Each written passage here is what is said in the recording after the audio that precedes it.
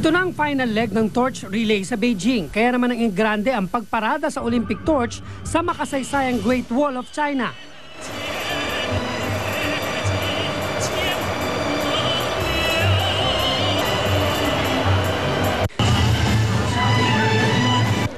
Sa bisperas ng 2008 Olympics, dama na ang excitement.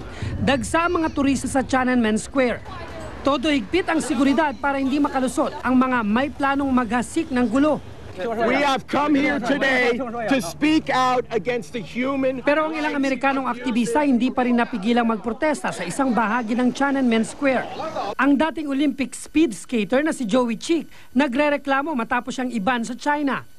Pupunta sana siya sa Beijing para himukin ng China na tumulong sa peace effort sa bansang Sudan.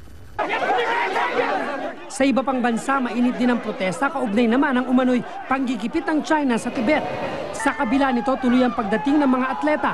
Ang US basketball team, inabangan. Hiyawan ang mga tao nang makita si Kobe Bryant.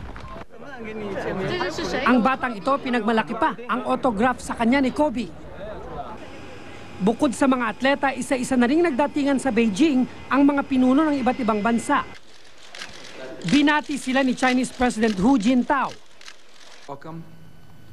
Bago naman pumunta ng Beijing, pinuna ni US President George W. Bush ang pagbibilanggo ng China sa mga religious, political at human rights activists nito.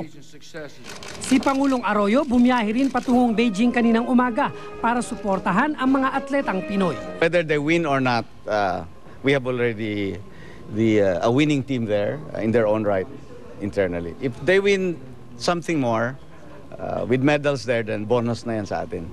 Cesar Apolinario, Nakatutok, 24 Oras. Balik po tayo.